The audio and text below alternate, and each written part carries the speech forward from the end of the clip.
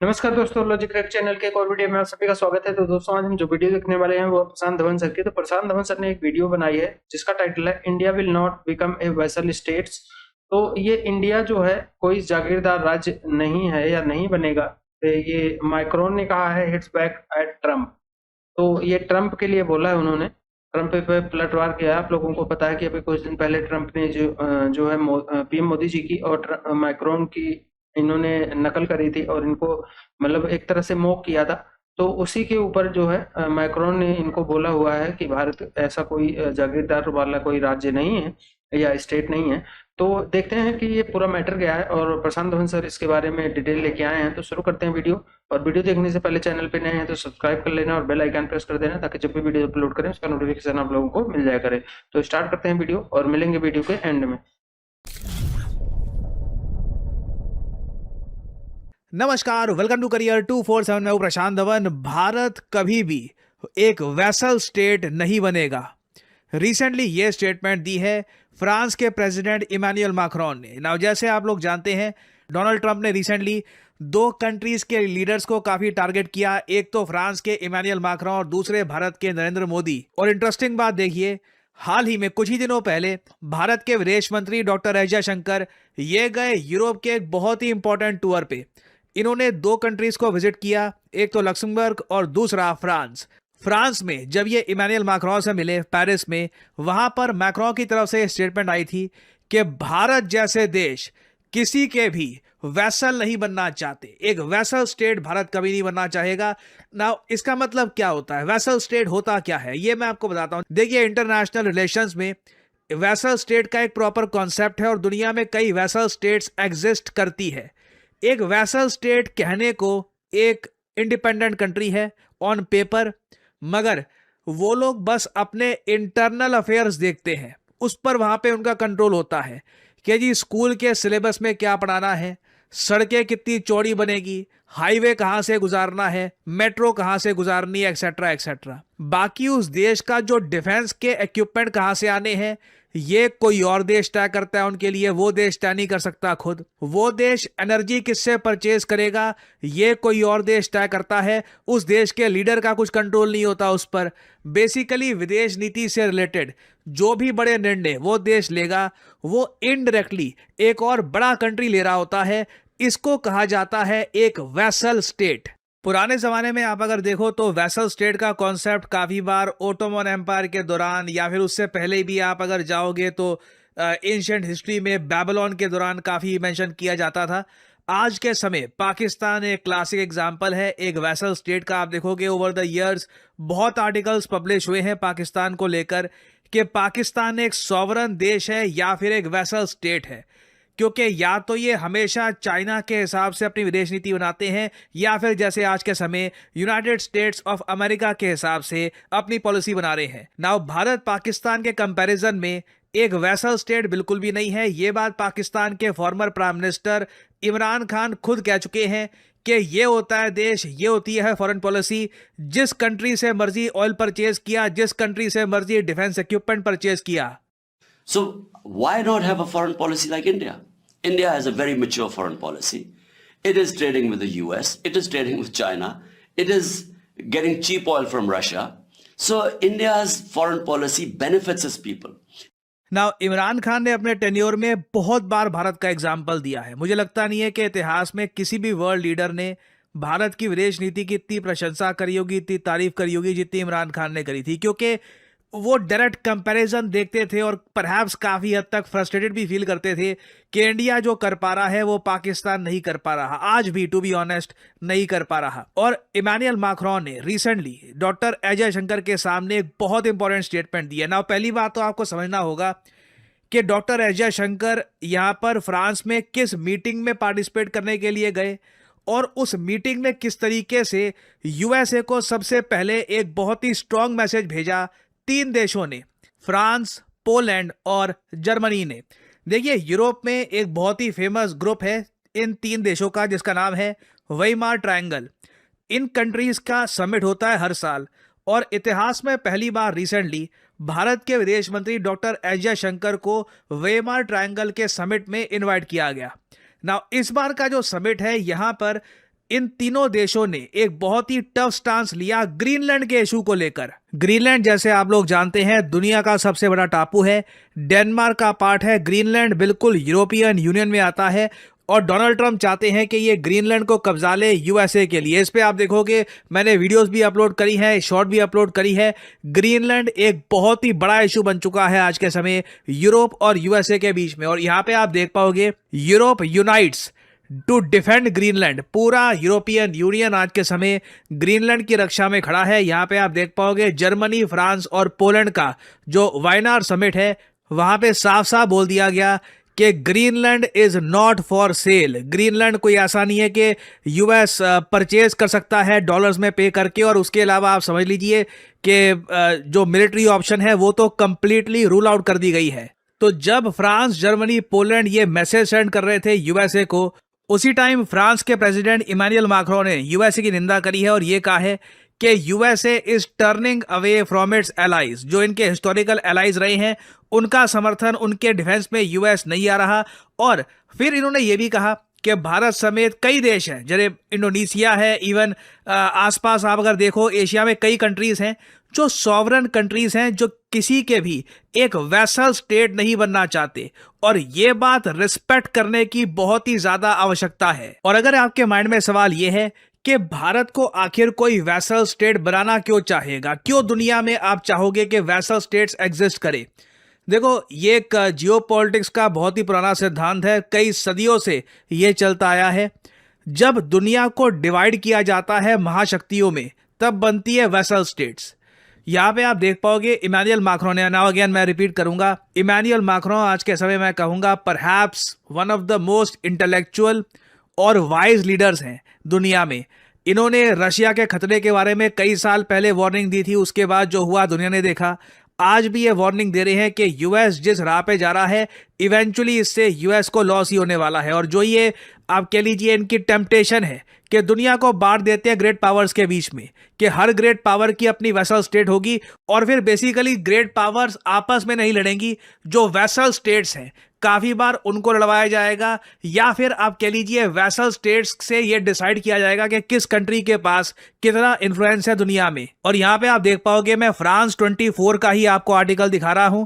इधर लिखा हुआ है कि फ्रांस के प्रेसिडेंट इमैनुअल मैक्रोन ने वार्निंग दी है कि यूनाइटेड स्टेट्स ऑफ अमेरिका आज के समय खुद को अलग कर रहा है फ्रॉम इंटरनेशनल रूल्स। ये अपने हिसाब से ही चल रहे हैं। और इस विजनरी लीडर की मैं एक बहुत ही इंपॉर्टेंट बात ये देख रहा हूं कि जहां पर एक तरफ डोनाल्ड ट्रंप ब्रिक्स कंट्रीज को दंडित करने की बात कर रहे हैं, आपको याद होना चाहिए ट्रंप ने यह भी धमकी दी है कि हर एक ब्रिक्स कंट्री के मेंबर को अलग से ये टैरिफ से हिट करेंगे। तो उस इशू को लेकर इमैनुअल मैक्रोन ने कहा है कि ब्रिक्स कंट्रीज पर टैरिफ लगाने की आवश्यकता नहीं है, नीड ये है कि G7 और ब्रिक्स ये मिलकर काम करें। इधर आप देख पाओगे ये लिटरली इमैनुअल मैक्रोन ने कहा है कि जरूरत ये है कि G7 और ब्रिक्स मिलकर आए। और कौन सा देश है जो G7 में भी आपको मिलेगा एज ए गेस्ट और ब्रिक्स में भी आपको मिलेगा? भारत।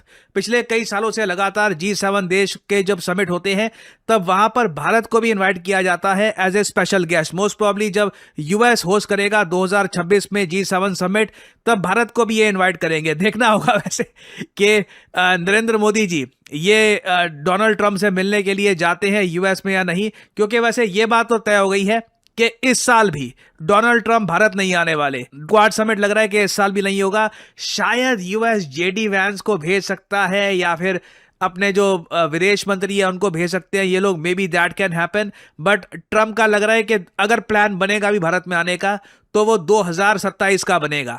तो खैर G7 में जो होगा सो होगा, देखा जाएगा। बट आप इमैनुअल मैक्रोन की जो विजन है वो देखिए, वो साफ साफ आइडेंटिफाई कर चुके हैं भारत को कि भारत का यहां पे क्रिटिकल रोल होने वाला है।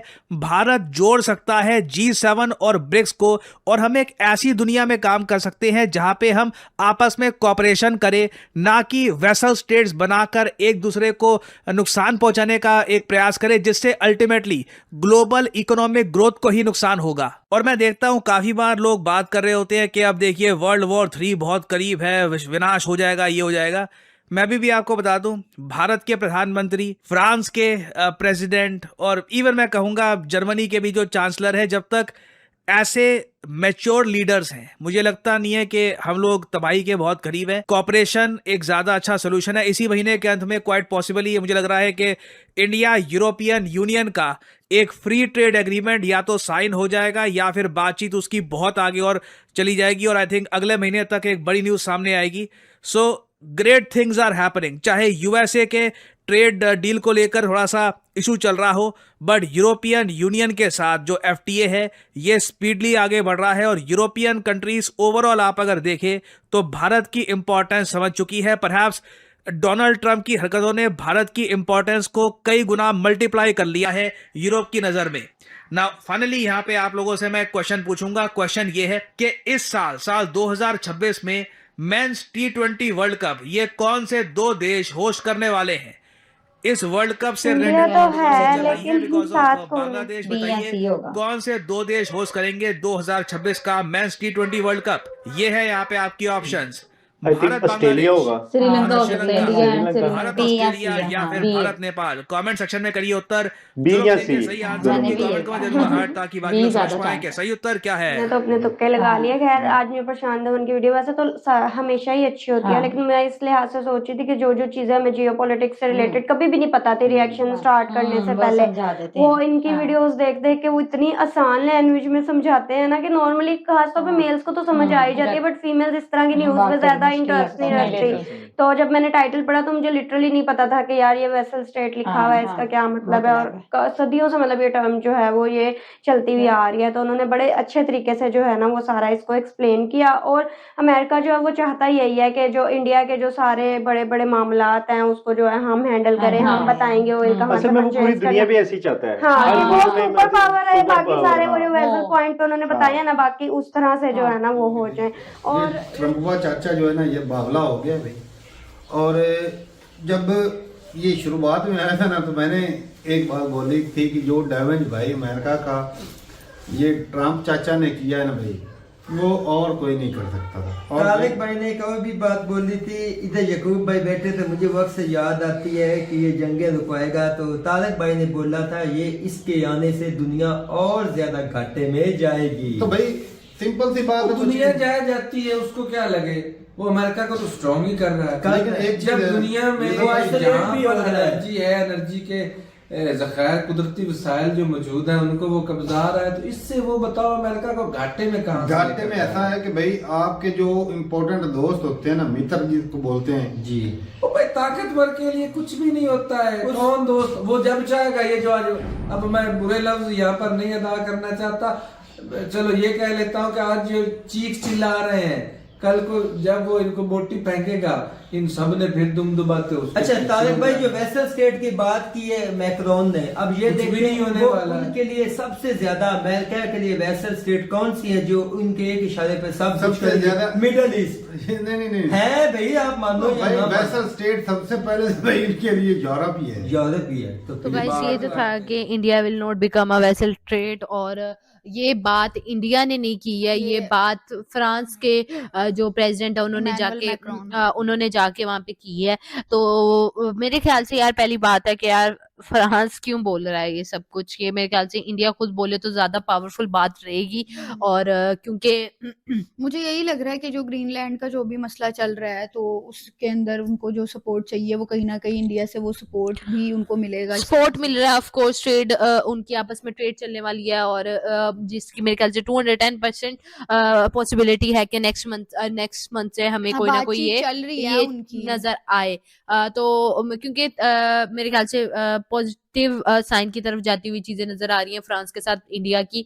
और अगर इमरान खान का जिक्र हुआ कि इमरान खान ने काफी ज्यादा तारीफ की है, हम लोग मतलब इमरान खान की अगर बात करें तो वो आई थिंक सो पहले थे पीएम थे पाकिस्तान के, अब तो वो नहीं है, अब नवाज शरीफ हैं। तो मेरे ख्याल से ये उनकी बहुत पहले की बातें हैं, बट एक मुझे उनकी चीज अच्छी लगती थी कि वो जो अच्छी चीज लगती थी उसकी तारीफ करते थे। तो उन्होंने ऐसे होने वाला इतनी जल्दी नहीं है, क्योंकि रशिया भी अपना कुछ टारगेट पूरे करेगा तब करेगा। वो रशिया के युद्ध जो है, लेकिन ये बहुत बड़ी बात हो गई है। रशिया पता नहीं रोकता नहीं रोकता, इसका नहीं पता। सबसे बड़ी बात मेन मुद्दा यूरोप भारत के पास खुद आकर बोल रहा है कि हमें ब्रिक्स में शामिल करो।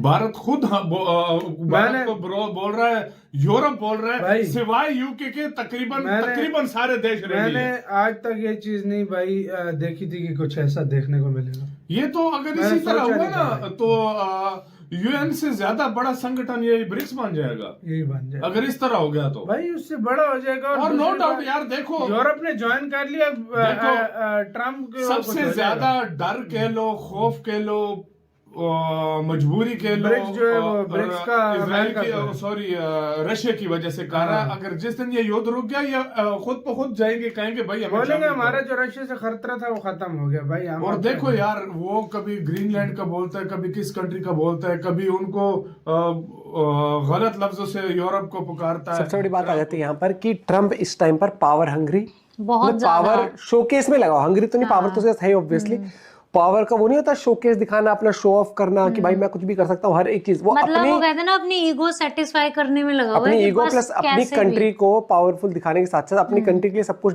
डिसीजन जो वो ले रहा है अपनी कंट्री के हित में ले रहा है। भाई सब करना चाहिए, लेकिन कोई भी देश दूसरे को ऐसे नीचे दिखा के नहीं कर सकता ना। जो आपके एलाइज बहुत बोला ना, अपने एलाइज से दूर जा रहे हैं, हर एक चीज उस तरीके से कर रहा है। अब उसको ग्रीनलैंड चाहिए, कल को कह देगा जी फ्रांस भी चाहिए, कल को कह देगा कि भैया मेरे को तो पाकिस्तान भी चाहिए, कल को पाकिस्तान वाले तो बिकने को भी तैयार है, वो तो कह देंगे जी बैठ जाओ अपना बैठा दो बंदा, हमें तो आर्मी है, हमें तो दुकान चलानी है, हमें पैसा देते रहा। कोई भी दे वो चाहे। हर देश पाकिस्तान नहीं हो सकता ना। पाकिस्तान को लगता है कि भैया पैसे के चक्कर में कुछ भी कर लो, लेकिन बाकी देशों की भी एक वो होती है भाई, रिस्पेक्ट भी होती है, हर एक चीज होती है। बिगाड़ी फिर इंडिया के साथ, अब यूरोप के साथ भी इसने अपनी बिगाड़ ली है, तो अब वो कह रहे हैं हम नाटो का हिस्सा नहीं रहेंगे, जिससे भाई अमेरिका को तो बहुत भारी भरकम नुकसान होगा, क्योंकि इसने फ्रांस के ऊपर बहुत गंदी बात की है, ठीक है, जिसको वो बर्दाश्त नहीं कर सकते। तो इस वजह से अब उनका जो झुकाव है ना यूरोप वालों का, वो इंडिया की तरफ होता जा रहा है, जिससे फायदा ये होगा कि उनको भी फायदा हो जाएगा, मतलब यूरोप वालों को और इंडिया को भी फायदा हो जाएगा, क्योंकि इंडिया अपना माल जो है वो अमेरिका भेजने के बजाय जो यूरोप के कंट्रीज है ना उनमें भेजेगा, और फिर यूरोप से भी आप कुछ माल खरीदेगा, जिससे दोनों को बहुत ज्यादा फायदा होगा। क्योंकि अमेरिका जो है ना वो यही चाहता कि मैं ना इंडिया को तबाह बर्बाद कर दूं या दूसरे कंट्रीज को भी तबाह कर दूं, आपको दिया जा रहा है। लेकिन वो कहते हैं ना, जो हम किसी के लिए गड्ढा खोदते हैं ना उसमें इंसान खुद ही चला जाता है, तो वो इसने अपने लिए खोदा, दूसरों के लिए नहीं खोदा हुआ। तो ये थी गाइस आज का वीडियो। तो प्रशांत धवन सर ने डिटेल में इसमें समझाया। तो भाई ट्रम्प वाकई में ट्रम्प चचा का दिमाग खराब हो गया है और वो उम्र हो गई है उनकी, मुझे लग नहीं रहा कि वो यूएसए के प्रेसिडेंट रहने लायक भी हैं। बाकी जिस तरह इंडिया को तो चलो एशिया का कंट्री है, इसको परेशान कर ही रहे थे टैरिफ वगैरह लगा के और बहुत कुछ इधर उधर। अब वो यूरोपियन कंट्री को भी ये बहुत सारी धमकियां दे रहे हैं, ग्रीनलैंड लेने की कोशिश कर रहे हैं। इससे यूरोप डिवाइड हो रहा है और अगर यूरोप डिवाइड होगा तो इंडिया को भी बेनिफिट है। अगर यूरोपियन यूनियन का जैसे बता रहे हैं कि अगर इंडिया से वो ट्रेड डील साइन कर लेते हैं तो अमेरिका की ज़रूरत ही नहीं पड़ेगी भारत को, क्योंकि यूरोपियन यूनियन में बहुत सारे मेन देश हैं जो कि भारत को से ट्रेड डील अगर उससे होती है यूरोपियन यूनियन से, तो ये भारत के लिए मतलब बहुत बढ़िया, जैसे कहते हैं बहुत बड़ी खबर होगी। और जो मैक्रोन है फ्रांस के राष्ट्रपति, तो वो मतलब कि उनकी तारीफ कर रहे थे प्रशांत धवन सर कि वो जो है बहुत वो मतलब कि नपी तुली बातें, जैसे विजनरी हैं, बहुत पहले की बातें वो देख लेते हैं। तो हो सकता है देख लेते हैं भाई, पॉलिटिशियन है और एक देश चला रहे हैं, एक देश के प्रेसिडेंट हैं, लेकिन कहीं ना कहीं अमेरिका जो स्टेप ले रहा है या जैसे चल रहा है, तो वाकई में ये अभी जैसे रिएक्शन में बोल रहे थे कि अमेरिका को सुपर पावर है और कल को ये बोटी फेंकेगा फिर चल, लेकिन अब वो विश्वास नहीं रहेगा। कंट्रियां अपने फायदे के लिए जाएंगी अमेरिका के पास, भारत से अभी होगी दोस्ती या भारत से जब रिलेशन अच्छा होगा तो भारत भी जाएगा उनके पास। लेकिन ये है कि भारत जो ट्रस्ट आज के अभी 6 महीने 1 साल पहले करता था अमेरिका पे, वो अब नहीं होगा भारत का दोबारा ट्रस्ट उस पर, क्योंकि अमेरिका को भारत ही नहीं पूरी दुनिया देख रही है कि वो किस तरह दोगलापन पे उतर आया। तो ये अमेरिका की खैर फितरत शुरू से रही है, लेकिन बीच में बहुत सारे वहाँ पे प्रेसिडेंट आए ओबामा के दौर से कि बहुत सारी कंट्रियों से रिलेशन भी अच्छे हुए, उसी दौर से भारत से भी रिलेशन अच्छे हुए थे। लेकिन ये है ट्रम्प ने सब खराब कर दिया है और अब आने वाले टाइम में भारत कितना ट्रस्ट करेगा अमेरिका पे, ये देखने वाली बात होती है। बाकी आप लोगों को क्या लगता है कमेंट करके जरूर बताना, और वीडियो पसंद आई होगी तो लाइक और शेयर करना, चैनल पे नए हैं तो सब्सक्राइब कर देना और बेल आइकन प्रेस कर देना, ताकि जब भी वीडियो अपलोड करें उसका नोटिफिकेशन भी आप लोगों को मिल जाया करे। तो मिलेंगे नेक्स्ट वीडियो में, तब तक के लिए नमस्कार, जय हिंद।